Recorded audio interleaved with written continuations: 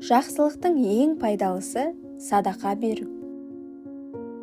Егер де біреу қатесін түсініп сізден кешірім сұраса, оның өзірін кешіктірмеңіз. Жүрегіңізде тыныштық болу үшін 3 нәрсе жетіп жатыр. Еш нәрсеге арызданбау, біреуді айыптамау және өзіңізді ақтамау. Дертіңді төккің келсе, ыдыстың тесік еместігіне көз жеткіз. Өткеніңе салауат айт, сонда ол қазіргі күніңе зиян келтірмейді. Менің ең үлкен дұшпаным бұл өзім.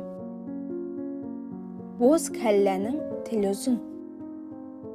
Сөзің де, амалың да әділетті болсын. Қылмыс пен азап ұрықтарын еккен кісі бақыт пен махаббат жемістерін көрмейді. Бақыт деген жақсы денсаулық пен нашар есте сақтау қабілеті. Ішкі дүниесі тыныш адамның сыртқы әлемі де қуанышқа толы. Азға қанағат ете білмеген баршылыққа да көңілі толмайды. Кішігірім нәрсеге қуана біліңіз, себебі ол үлкейіп, үлкен бақытқа жалғасады. Қолыңыздағы бар нәрсеге қуана білу молшылықтың бастауы. Кейде өзімізді бақытсыз сезінуіміздің себебі басымыздағы бақытты тірлікпен алысып жүріп байқамауымызда. Әр адамның өмірінде 2 ағаш болады. Бірі бақыт, екіншісі қайғы. Осы екеуінің қайсысын мәпелесең, сол жемісін көрсетеді. Өткеніне көп қайрылатын адамның құрдымға кететіні тез әрі анық. Адам басына қонған бақтың тұрақты болуы жақсы мінез құлқына байланысты. Мінез бен ақыл жарасса, адамгершілік ұтады. Қолыңнан келетініне сенсең, мәренің жартысына жеттім дей бер. 7 мәрте жығылсаң, 8 мәрте орныңнан тұр. Араб даналығында жақсылық жасаған адамдардан сақ бол деп айтылады. 3 нәрсе ешқашан қайтып келмейді. Уақыт, сөз, мүмкіндік. Сол үшін уақытты бекер өткізбеңіз. Сөзді абайлап сөйлеңіз. Мүмкіндікті жіберіп алмаңыз. Басқаларға қаншалықты көп жәрдем берсеңіз, өзіңізге де соншалықты жәрдем етіп жатырсыз. Әзілдескенде ақиқатты айтамын. Ақиқат дүниедегі ең күлкілі нәрсе. Қылыш өткір болса да, өз сабын кеспейді. Қолына қылыш ұстаған сылтау іздемейді. Жақсы досы бар адамның айнаға ісі түспейді. Кеше ақыл дедім, дүниені өзгертпекші болдым. Бүгін данамын, өзімді өзгертіп жатырмын.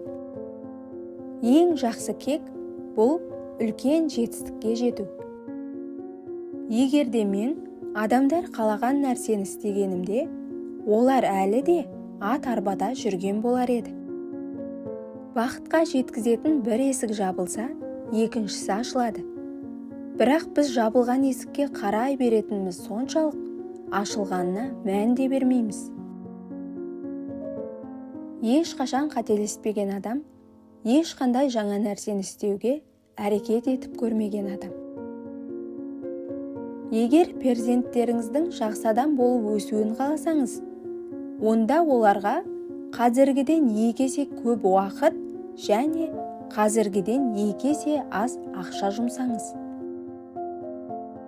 Өз армандарыңызды орындау үшін әрекет етіңіз. Әйтпегенде, өзгелердің армандарын орындау үшін жалданасыз. Уақытыңыз шектеулі, оны басқалардың ойындағыдай өткізуге сарп етпеңіз.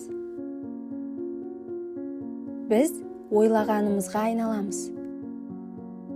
Мақсатыңыздың анықтығы барша жетістіктеріңіздің негізгі бастамасы. Өміріңіздің 10% сізбен болып жатқан жағдайларға, ал 90% сіздің бұл жағдайға деген көзқарасыңызға байланысты.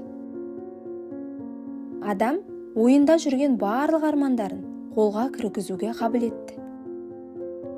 Күтпеңіз, уақыт ешқашан қолайлы болмайды. Егер құрғақты тәрк ете алмасаң, ешқашан жоғарыны бағындыра алмайсың. Бізде екі жол бар. Бірі жай ғана өмір сүру, екіншісі өз өміріңізбен тағдырыңыздың иесі болу. Өмірімізде екі түрлі маңызды күн бар. Бірі туған күніміз, екіншісі не үшін туылғанымызды түсінген күніміз. Жетістікке жеткен адамдар өзгелерге жәрдем беру мүмкіндігін іздейді. Ал жетістікке жете алмағандар маған бұдан қандай пайда келеді деген сұрақ қояды. Құрметті оқырман, арнаға жазылуды ұмытпаңыз. Және де пікір бөліміне өз ойыңызды жаза кетіңіз.